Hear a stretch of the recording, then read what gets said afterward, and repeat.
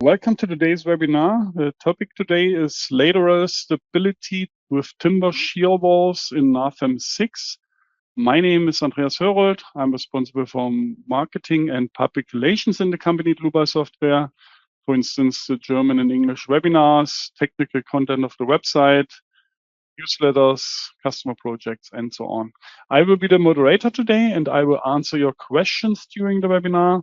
My colleague Gerhard Rehm will be the presenter today.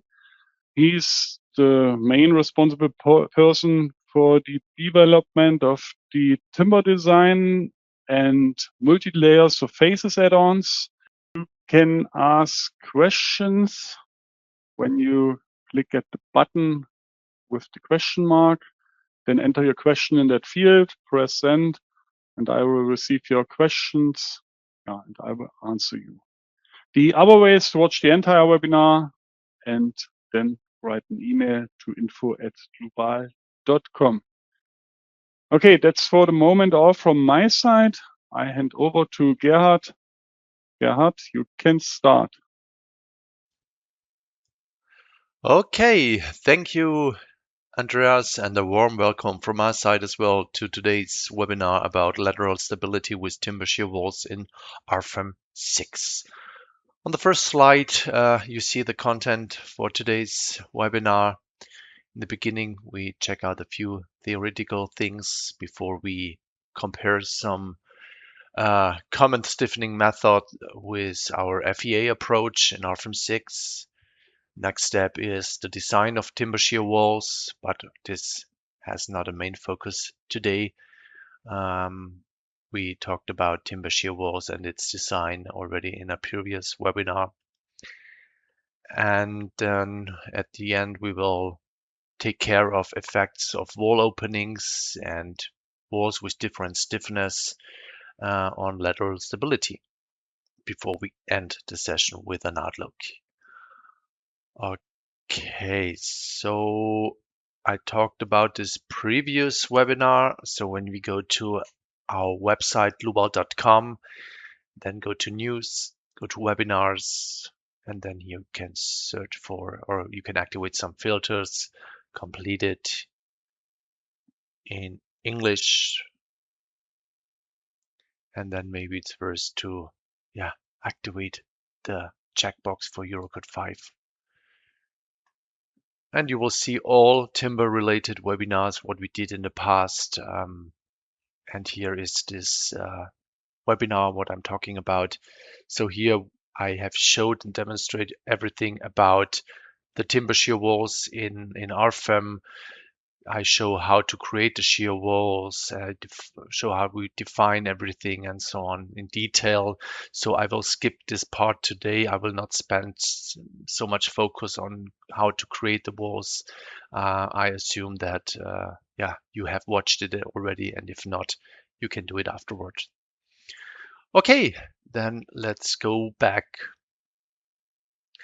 Okay, first let's talk about lateral stability. It's the measure that ensures the stability of a building against horizontal forces such as wind, earthquakes, lateral thrust, or other loads, for example, impact. You see it in a nice way how this could work without any bracing system. It's an AI generated image, but it gives you an idea how how the buildings would look like. Yeah, of course, nobody would build it like that, but it's really common, especially in the US, for example, where you do not prefabricate the walls. Yeah, so you pitch up everything on the construction site, and if you really forget the bracing, then maybe in a few hours it will look like that. Yeah, of course, this is not our aim, but our aim is the building must be designed in such a way that horizontal deformations are minimized. It's clear so far, I guess, and it's clear to everyone who's attending this webinar. But I just want to give you an idea of what's about today's topic. So in other words, our lateral loads needs to be covered by the building and needs to be transferred to the ground. to our foundation. Okay, here are a few minimum criteria for lateral stability. So we distinguish between with roof or floor diaphragm and without. So when we consider a floor or roof diaphragm, we need at least 3 wall panels in 2 different directions with a common intersection point. So we have 3 walls, and we have here 2 intersection points. It's clear that this will work. Without any diaphragm, we need, of course, 4 walls, of which a maximum of 2 intersect at a single point. But watch out, when we have no diaphragm and we have long buildings, that the deformation of the wall along its length can be controlling. So for small buildings, yes, this will work, but for bigger buildings, especially in timber where we do not have any fixed supports, this can be challenging. Okay, then a small first example.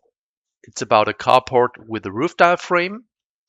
And here on the left side, we see the ideal case. And the ideal case is when the center of rigidity is located on the line of action of the resultant force. So we have no eccentricities here, and we have our force F, and the left and the right wall will cover half of the force, which is clear. Yeah, but the most common case looks different, that's clear, because the center of rigidity is eccentric to the line of the action of the resultant force. So that means we will get some moment and torsion of the building. In this case, all walls participating in the building's bracing. So that means we will not get only the action and reaction force, but we will get here this force as a result from this moment. Okay. Next slide. I guess you know all these images, but it's about the bracing systems. So here on top, we have our bracing systems, which will work quite good. Here with the core or at the exterior walls, we will have some bracing. That's clear that this is a nice system, but of course, it can work different as well. Especially when we have a look at this image here on the longitudinal walls, they forgot the bracing. Of course, this will not work. The remaining 4 images, it is about buildings with problematic bracing systems. So here on this image, we have the core or the bracing system at the edge of the building. We have less load on top from floors, for example. That means we will get really high tension forces on the hold downs. And of course, because of the eccentricity, we will get high deformation because of the torsion. Same here or here or here on this open core or open section core, whatever you call it. Okay, so that's clear so far, I guess. I don't tell you any new things, but just to remind you, to fulfill the criteria. Okay, then let's come to today's example. This example is a result of a book from François Colling. It's a German book. I'm sure there will be some literature also in English, but I'm not so familiar with it. So of course I'm German and I'm familiar with the German literature. But this example can be found in this book. And here Mr. Colling is calculating the forces on the walls and also is doing the design check. And today we will compare his results with the classical calculation compared to our FEA calculation. Okay, let's check the building. We have a building with 750 by 8.75 meters. We have a few walls with a wall length of 2.50 meters, and here is a wall with 1.25 meters. You see we have the center of rigidity eccentric to the center, and we have some lateral load as a result of wind and thrust forces as design load here. It's given by 603 kilonewton per meter. Okay, then the question is how we can deal with it in our RFEM software.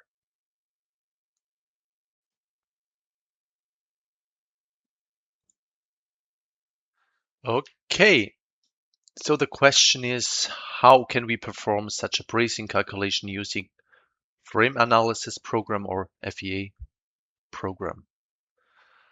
So in the beginning, I show you some simplified method to verify the results from Mr. Colling. And for this simple example, we use members to model the diaphragm. Okay, so I will add some rigid members here for the walls, so these rigid members will represent, I select the line. So these rigid members will represent the walls. Here we go. So I assign a rigid member to these lines. And now, of course, the walls or the diaphragm is not closed. Yeah, we need to have a closed diaphragm to define, to distribute the lateral loads to our supports. Let's see. So that means we need to also give some stiffness to the diaphragm lines. I will do so by using a rigid member, but to distinguish in colors, I will use a coupling member rigid, which is the same by default as the rigid beam. Okay, so now we can distinguish between what is a wall and what is no wall. Okay, so we will apply our lateral load. So I've created a load case already without dead load, and our lateral load was 603 kilonewton per meter. I will apply it here at these members. Okay, and now we need to think about timber framing. Yeah, so when we think about how the forces will be distributed to the walls. Yeah, when we think about maybe, for example, we have two walls. So I will copy out the walls here, and let's assume this wall is 2 meters and this wall is 1 meter. And we will apply a total load of 3 kilonewton. In timber framing, we assume that the stiffness of the wall is proportional to its wall length. So that means when we apply 3 kilonewton on a 2 and 1 meter wall, we will get as a result this wall with 2 meters gets 2 kilonewton, and this wall with 1 kilonewton with 1 meter gets 1 kilonewton. It's different than CLT or, for example, concrete or steel. Yeah, but because of all these components which I showed in the first webinar, we assume that the stiffness of a timber frame wall is proportional to its wall length. And this helps us in a simple way that we simply can define some supports, nodal supports here at these wall locations. So I have defined it already. So we go to types for nodes. And as you can see, I've created some springs in X and Y direction, and I used here 1,000 times its wall length. So in this case, we have a stiffness of 2,500 kilonewton per meter, and I will assign this to our walls, which are located in X direction. So it's this wall, and that's it. We have Y direction, so it's this wall and this wall. Okay. We have X and Y direction, it's this one and this node. and we have only y direction, only x direction, but here we have less stiffness because of the wall length. Okay, and that's it. That's it actually. Yeah. So we simply run the analysis for this rigid diaphragm, which is supported by nodal loads, which represents the walls. Okay, yeah, sorry, I forgot. Yeah, of course, we need to connect also this wall to this diaphragm. Sorry, I forgot. So here we go. And let's start again.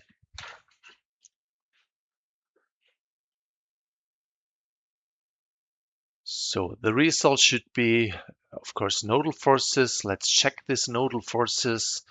Maybe we'll hide the supports, and I will make a screenshot of it with the result. And now let's go into our PowerPoint again and compare it with our result from the book, which was calculated, with analytical solutions. It's clear, but when we compare the results, we get 30 kilonewton, 13 kilonewton, 6.5, 6.5, 14.9, 2.9, 2.9. So as you see, the result matched perfectly. Yeah. So this is a simple and easy way to do some lateral stability calculation for timber shear walls. But of course, the big problem here is the deformation, because we have randomly defined some spring constants which are not representing the real stiffness. So in this case, we cannot deal with the 7.4 millimeters. But what you can see here is the rotation of the building. Because the shear here, the center of rigidity is eccentric to the center of the load. And of course we will get some torsion. Okay, so that's the first way to do it, but of course this is not our aim. We will continue. For this we will delete all members.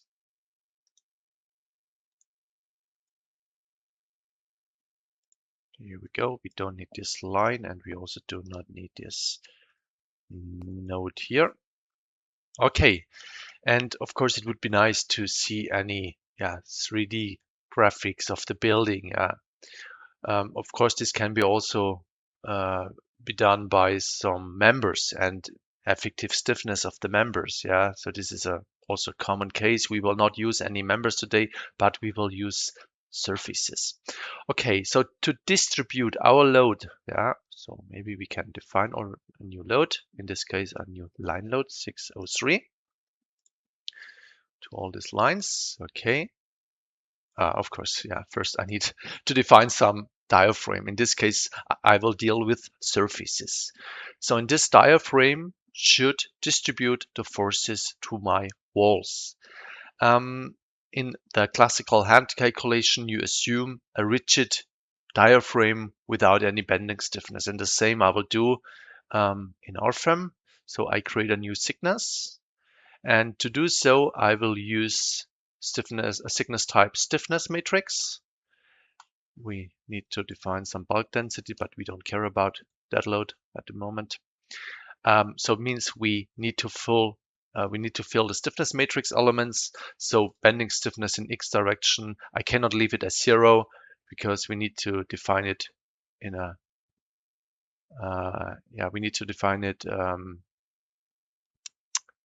with values. So positive definite stiffness matrix is required. That's why we use a small value. I use simpler value of 1 for bending stiffness in x, in y, and torsional stiffness, same for shear stiffness in x, shear stiffness in y direction. And now we need the stiffness, the rigid stiffness of the membrane stiffness elements. Of course, we cannot enter infinity here, but we will simply use a really high value. I will use 1E11, and the same for the Y direction, and the same for the in-plane shear stiffness. Okay, so that's it. We have defined our diaphragm or our thickness, and I will assign it to my boundary here. Okay, perfect. So now we can define the load in X direction. Okay, here we go. Perfect. So I will switch into 3D and I will create the walls. So I will select all the lines where we have walls.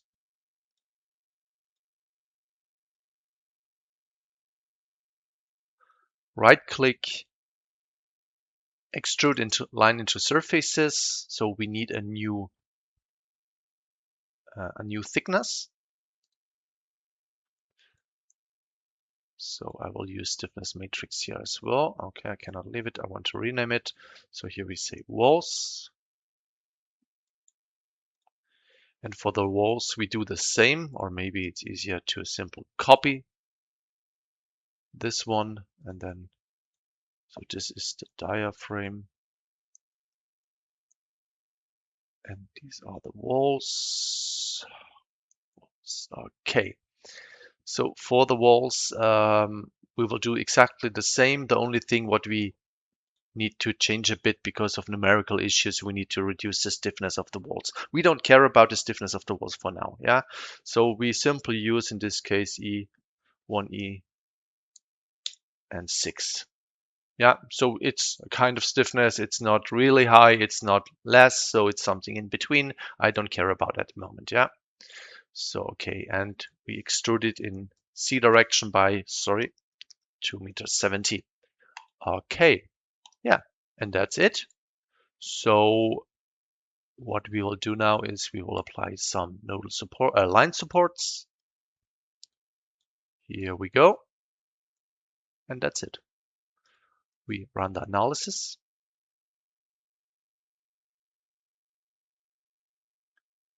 And then let's check the forces, how they will be distributed, hopefully in the same way, like in our simplified approaches. Yeah, same deformation. I don't care about deformation. We haven't defined the correct stiffness, so we cannot check any stiffness in this approach. But what we can do is we can, yes, I did, sorry.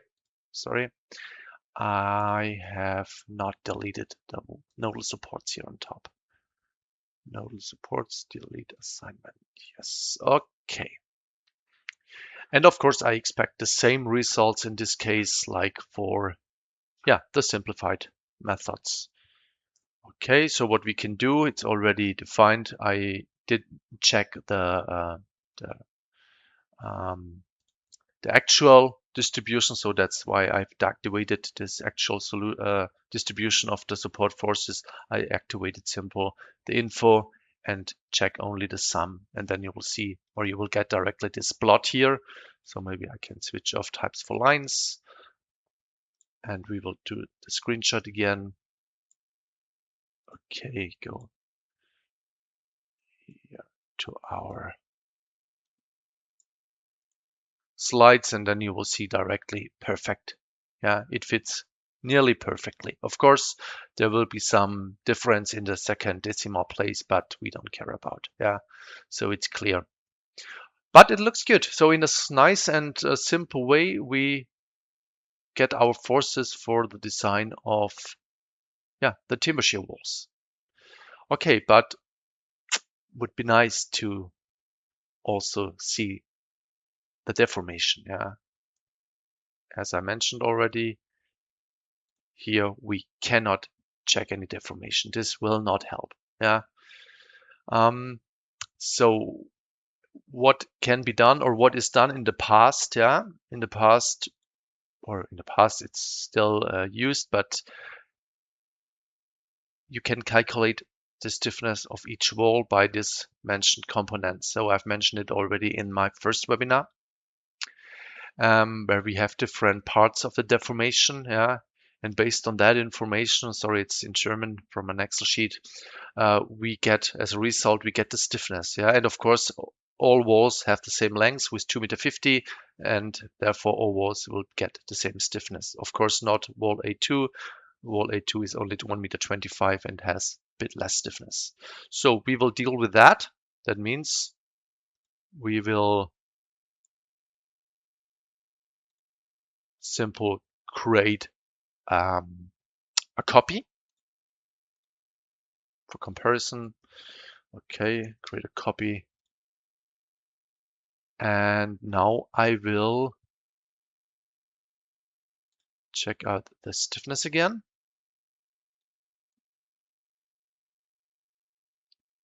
Maybe I'll activate this mode. Okay. So what I need to do now is we need to assign the real stiffness to these walls. Yeah, this is another method. So in this case, I will create a copy again. Walls 2.50 meters.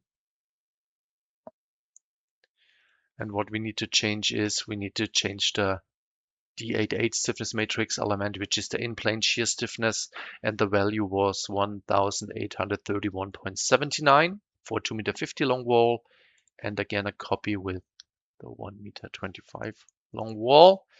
It had 1509.20. Okay. So we will assign the correct thicknesses. And let's do it again. Let's run the analysis and compare again the results.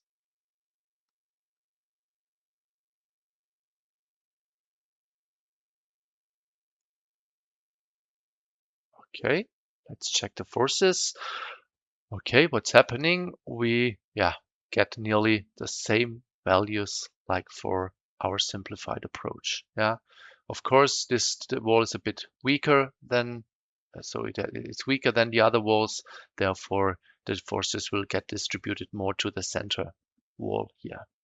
But in summary, you can say the forces are identical. But the advantage here in this approach is, of course, we get the deformation. Yeah. And this is, of course, really helpful, especially when we need to check the deformation. Yeah.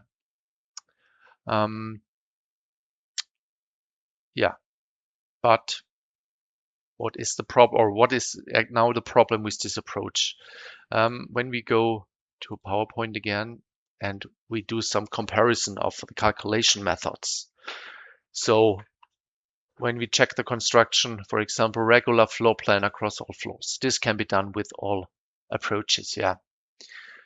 When it comes to different stiffness per floor, yeah, so it works, but you need to do some extra things, some approximations and so on.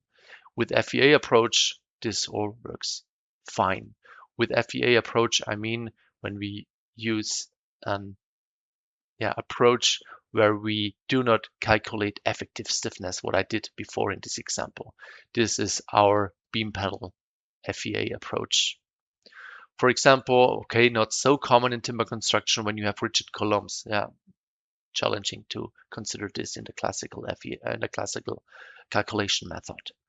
Then let's come to walls with different stiffness. Yeah, so this is not impossible, but yeah, it is possible with really much approximation, but I do not recommend it. That's why it's red here and not yellow. Or for example, consideration of downstand beams. This is not possible in the classical theory. Yeah, different wall heights. Yeah, this is also, or not so, it's not so uncommon, yeah, to have different wall heights. And of course, this needs to be considered, especially when it comes to split level constructions. Yeah, this can be also only checked in the FEA approach.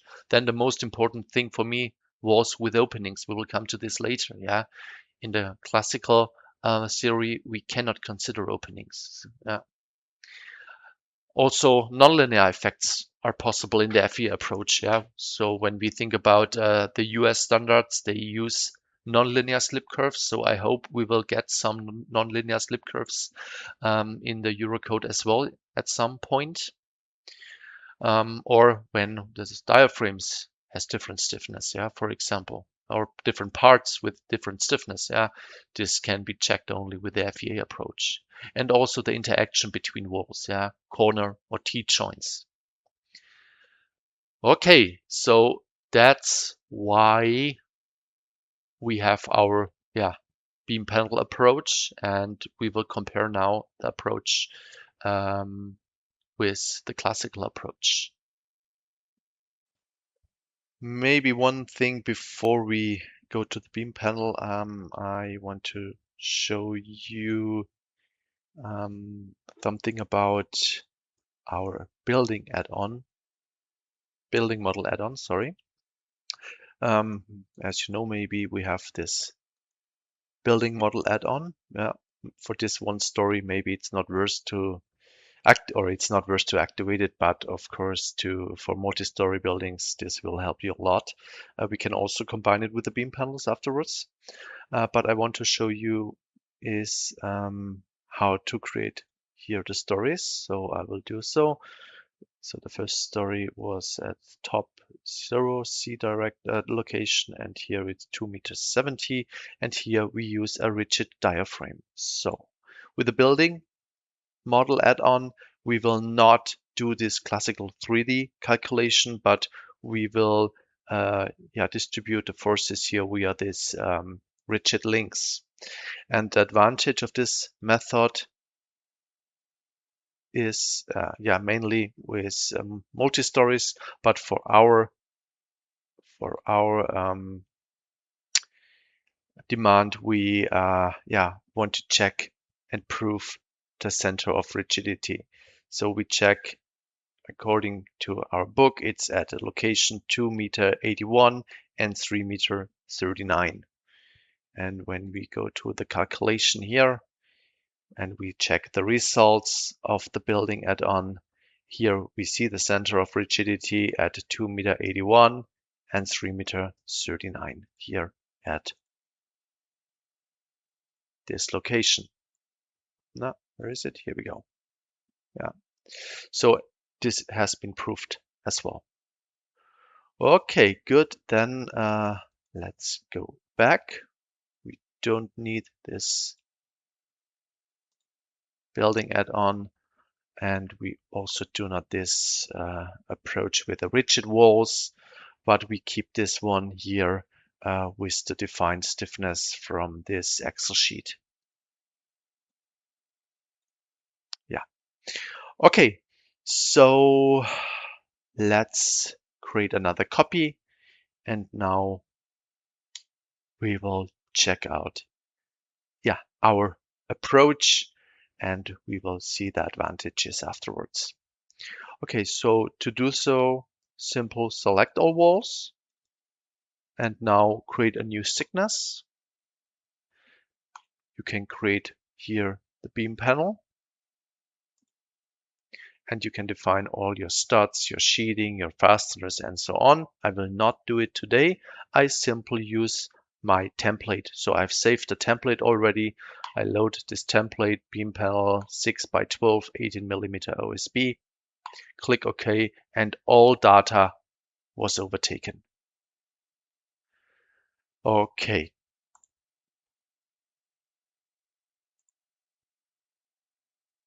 And that's it.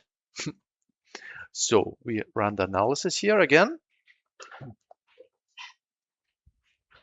And then let's see how our beam panel approach will correspond with the simplified methods. Okay, maybe before I will activate this beam panel mode to see all the studs, all the rigid links, which connects our sheathing with the members and so on. And I forgot maybe one thing. It's not so important, but at least we should take care of it. So at the moment, I have to find beam panel, my sheathing at -c direction of the local surface axis, in -c direction. So the OSB should be inside. So when we check local axis system, yeah, here it's in -c direction, that's fine. But here the OSB is on the outside. That means I will reverse the local axis system to get the C axis to the outside. Okay. Hit the enter button to simply repeat the last command. Same here and here. Okay, top view, C axis shows in, yeah, to the outside. Okay, then again, so we'll check out how the beams are modeled, and we see this line hinge, and this line hinge here has defined the stiffness, yeah, depending on the approach, on the code and so on.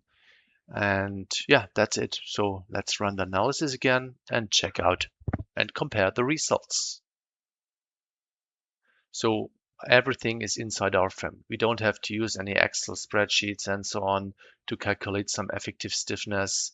When there are changes, yeah, you need to redo everything. So this is actually the great advantage here. Okay, we don't need to see the axis system. And when we check, yeah, the forces, you will see they are quite similar as well. 15.2, 15.26, 2.7, 2.6, 18.4, 18.3. So all is good. Yeah. And here it has been proved automatically as well that, yeah, the stiffness of these shear walls are proportional to the wall lengths. Okay. So then it's all about clear from load distribution side. Let's check the deformation. Okay, so deformation here we have 11 millimeters by 9.6 millimeters. And yeah, in the stiffness for the left side, for the walls, we have also considered some semi-rigid, we have also defined some semi-rigid hold downs stiffness, yeah, which is included in the overall stiffness of the surface. But here we have simply used this linear supports, yeah. And with this linear supports, yeah, we have no hold downs defined, yeah. So what we can do is, of course, this we will do later, or yeah, shortly, we will define the hold downs perfectly, yeah. As a simplification, it might be enough to yeah, consider the slip inside the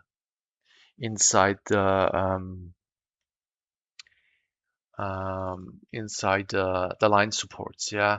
So for example, in this case, you could simply switch this to partial activity as a simplification, yeah. And for the negative zone, maybe define some slippage. In this case, I assume, okay, before the tension will be covered, there is a slippage of 1 millimeter, which is approximation from the hold down. So this is a realistic value. We could do so. And then we can rerun the analysis again and check about the results.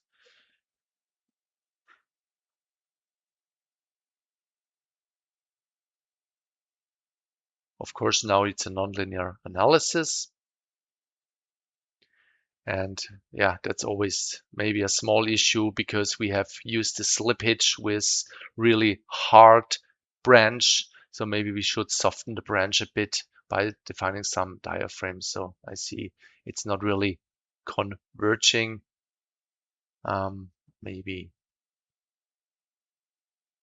not so good. Maybe, yeah, let's wait until we reach 100, but it's definitely some local issue. But when we check the deformations, yeah, okay, it was not converging. Maybe we should not trust the results at all. But maybe it would be better to, yeah, define some stiffness here.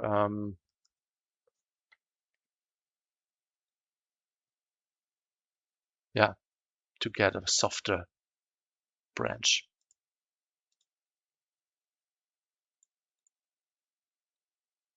Okay, sorry, I didn't want to check it here. We had 11 millimeters here on the left side. So hopefully it's converging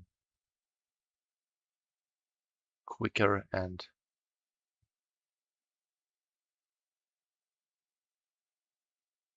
yeah, perfect. So we have 11.4 compared to the 11 because, of course, I did not want to change the stiffness here because, yeah, we have the deformation from the hole done already in the surface. Yeah, but as you can see, this is a simplification. Now we will do it right. Okay, let's go undo. Here we go. So what we will do is we will, maybe not again, we will create a new line support. And in this case, it should fail under negative PC force. And now our compression is covered. Yeah, now we need to define the hold downs. So for that, I will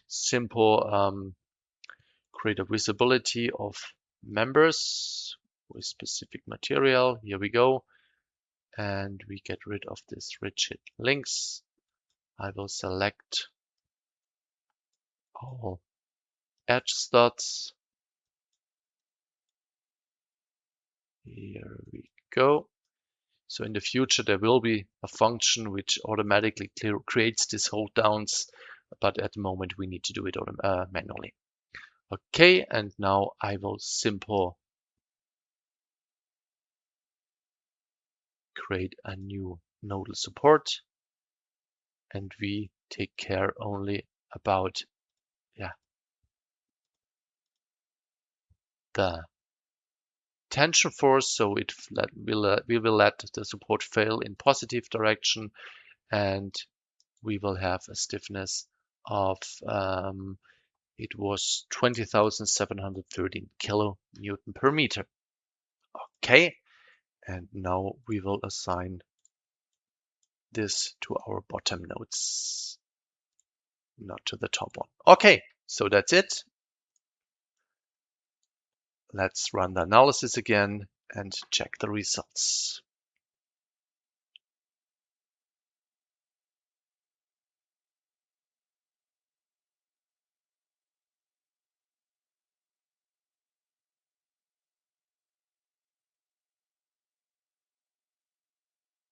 Okay, so here we go. We compare 10.7 by 11 millimeter, which works really good. And also the support forces. Okay, I did a small mistake. Sorry, wait a minute.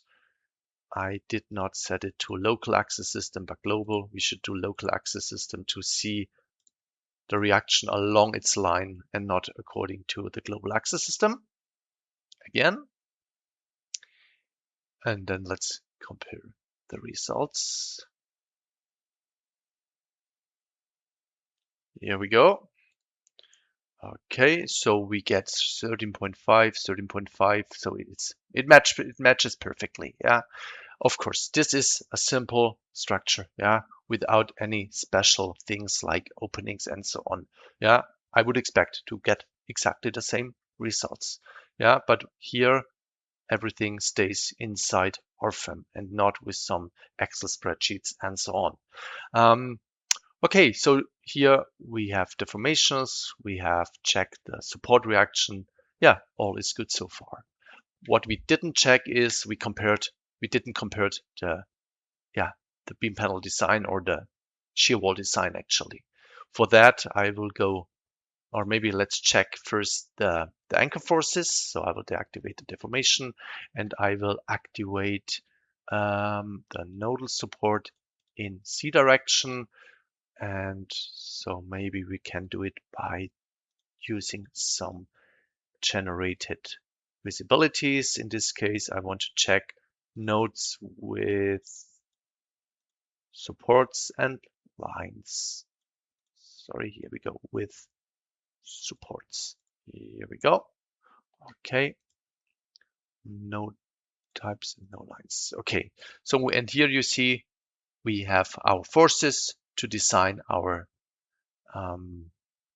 shear anchors, and here we see the hold down forces. Yeah, so it's up to 20 kilonewton. Yeah, not really less, but we will be able to fix this hold downs to our foundation. This is still possible with these forces, and you see perfectly the force on the hold downs. You see perfectly the shear flow to design the shear connectors. Okay, then we remember maybe one value. Let's remember this 15 kilonewton here for this shear wall, because we want to design the shear walls now and compare it to the literature. So I will cancel the visibility and I will undo everything until we reach the linear supports again. Here we go. And I will run the analysis. So we have in memory the 15 kilonewton. Is it possible to determine it also with linear supports? And yes, it is. So what we can do is we can simply right click this support, go to a result diagram, and then activate the C direction. And you see here the tension and compression forces. Simple create here a smoothing range from 0 to the center like that. Okay, and you will see you also get as a result for this area the 15 kilonewton, or you can shift it a bit also here. You will see that's also the expected value which we have calculated from the nonlinear analysis. So it depends always what you want to have, and of course it's about calculation time. That's clear. Okay, so what we still miss is the design of the timber shear wall. So I will run the analysis here for the shear walls. Okay, sorry, there is some stability analysis activated for this CO1. I forgot to deactivate it in the template. Okay, so what we see here is we see our ratio from the design check. So I have deactivated beams and sheathing design check for now. I don't want to check it with FEM based calculation. I have only lateral loads, so I don't care about the gravity loads for now. But what we see is we see our design check here. Let's have a quick look what is done. So of course we calculate the Johansson equation, we check the resistance of a fastener and compare it with our shear flow. And as a result, we get the ratio per line. When we deactivate the beam panel mode now, so this is a new feature, we will see also the graphical representation of the maximum ratio. So when we do so, like here, deactivate types for lines and maybe show only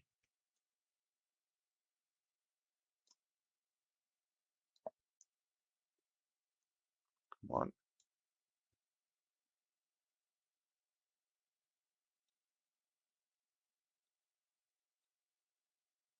It doesn't, or maybe let's do it like that.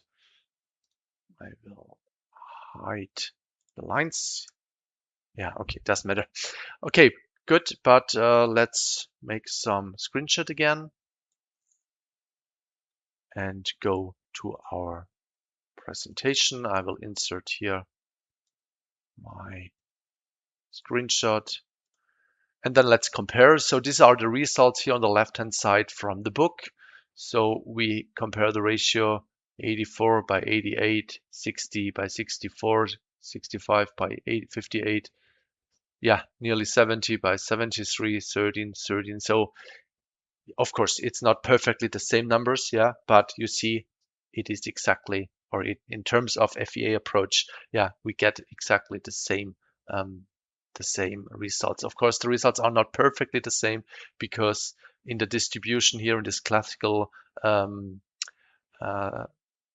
calculation method, for example, sheathing edges are not considered. Yeah, it is assumed that this is one sheathing. Yeah, and of course in the stiffness it's considered, but not in the distribution of the forces.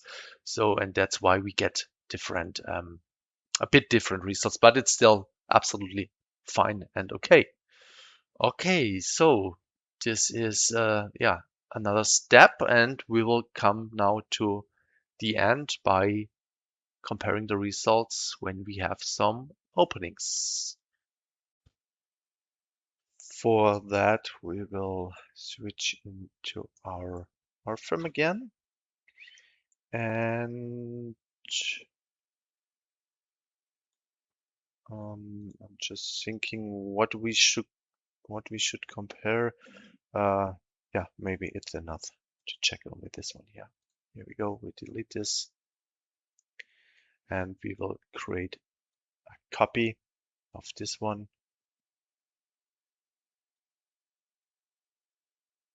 Uh, 15 meters should be fine. Okay, and now let's assume we have a window opening inside this wall and this wall. So this can be done as shown in my first webinar by using the surface cells. So what I will do now is I will place the work plane here at this location, and then simple use the grid points. Here we go. So I will create the opening from this grid point to this grid point, and then let's copy the opening to the next wall. Here we go. And now we need to define the opening because, as you can see, the studs are not considering it. We need to create, we need to create cells first by defining surface cells due to the opening in Y direction. It creates automatically this line, and now, yeah, the opening is perfectly considered. Okay, so what's happening, or what do we expect now? Yeah, so we have two walls with openings. That means these walls are weaker. The ratio of this wall, I check it in the PowerPoint on my second monitor, was about 70%. Yeah, so there is still capacity left for this wall to overtake these forces. Yeah, and yeah, let's see what's happening. So I expect, of course, these four walls cannot take, or these walls here cannot take so much force, and the forces will be redistributed here to this and this wall. Okay, let's check.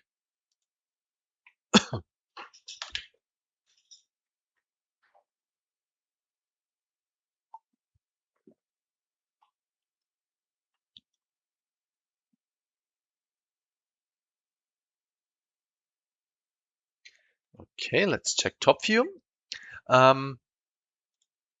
So when we compare the forces, is exactly as I said. So here we have no openings. The forces are higher than here, and the wall, the interior wall here, with 15.2 kilonewton versus 19.4 kilonewton. It's exactly as I said, or as it was expected. Yeah, we get a redistribution of the loads, and also about the deformation. Yeah, we have weaker stiffness here. We get, of course, much or a bit weaker overall structure compared, yeah, say 10 by 13 millimeters or 10 over 13 millimeters. Okay, so when we think about openings and in terms of hand calculation, so what is done? Yeah, I will create again a copy of this in practice. So by 30 kilonewton, 30 meters, here we go. Okay, so when we think about Eurocode approach, so it says we cannot consider the elements for the openings. So we have to check the part left and right to the opening only, but you can imagine this is only 50 centimeters. You get extremely high forces inside. Forget about that. So what is done in practice, these walls are deleted completely, yeah, because it cannot be considered for the bracing. When we do so, let's run the analysis again.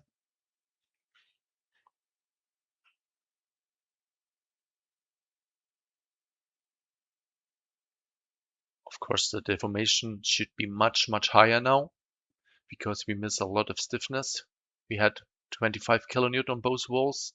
This needs to be transferred to other walls. Yeah. Okay, so let's check the deformation first. It's 9.6, 12.7, and now nearly twice as this one with 28 or 29 millimeters. Of course, that's clear. And we check the forces. So yeah, you see here we had 20 kilonewton. Now we have nearly twice as much. We have 40 kilonewton, which this wall needs to be covered. Imagine the hold down forces here. Yeah, this is crazy. So yeah, I would not try to cover it because the forces will be really high. Yeah, and also the deformation, yeah, is too much. All right, so that's why our opening or our method with the beam panel and this opening approach, this FEA approach, is perfect for an economic design. Yeah. What we also can do now at the very end is, for example, yeah, let's do it here. Or no, let's copy it. Let's copy it again.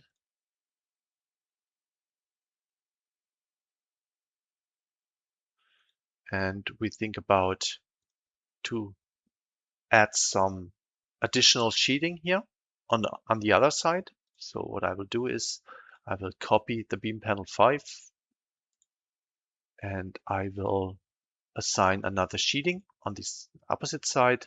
And additionally, I will create a copy of the connector, and the connector spacing here we will reduce by factor 2, so to 40 millimeters.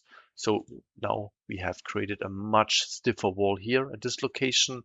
And then let's check out the results. Of course, higher stiffness, and you will attract more forces to this wall.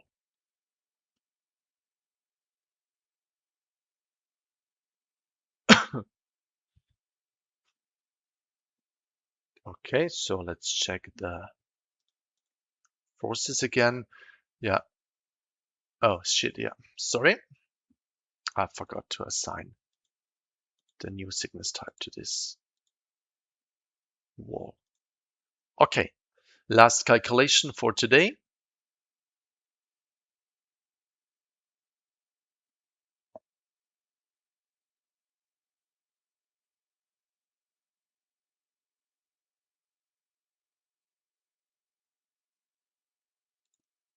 Okay, and it is, of course, as expected. Yeah, this wall attracts more load, and yeah, dependent on the stiffness, you see the influence. Yeah, so it is the great advantage, yeah, to play with these values. Yeah, to not be dependent on this classical distribution of the forces, which does not consider the stiffness and the openings. Yeah, and of course this will, as I mentioned already, help you to get an economical result, economic result. Yeah. Okay, maybe deformation. It's the same. We have more stiffness compared to the center. Of course, less deformation as expected. Okay, good. Then that's it for now in RFEM. Let's switch to our last slide. It's about the outlook. So really soon we will release the Canadian beam panel design according to the CSA 086. Then we plan to vary the connector spacing within a surface. So that means studs at or studs with no sheeting edges we'll get some less connectors compared to sheeting edges with compared to studs with free sheeting edges. Then another hot topic are the gable shear walls. So here trapezoidal or triangle shapes should be implemented soon. We will start soon with this implementation. And then custom stud location and cross sections should be allowed in the future. Wall-to-wall connections and wall-to-floor connections in a proper way. And of course, I will continue by creating content for the webinars about timber shear walls. So we began in January with this small webinar about single walls. Now we have extended it to multiple walls. The next webinar maybe will be about diaphragms, will be about diaphragm design or multi-story buildings and so on. There is much topic or enough topic to give you further information in the future. And at the end, the big aim is also to define the shear connectors and hold downs and design it with our add-on components. All right, so that's it for today. I hope you have enjoyed it, and if there are any further questions, feel free to shoot us an email. Okay, perfect. Then I wish you a nice rest of your day, and I will hand over to Andreas. Goodbye. Thank you, Gerhard, for your presentation. At the end of the webinar, I have additional hints for you. For example, our online courses. There's the RFEM 6 course. That's a course for beginners. Then the Eurocode 2 course for the reinforced concrete design with RFEM 6. The Eurocode 3 course for the steel design. The Eurocode 5 course for the timber design. And the Eurocode 8 course for the earthquake design. And additionally, the AI masterclass course for the using of the artificial intelligence.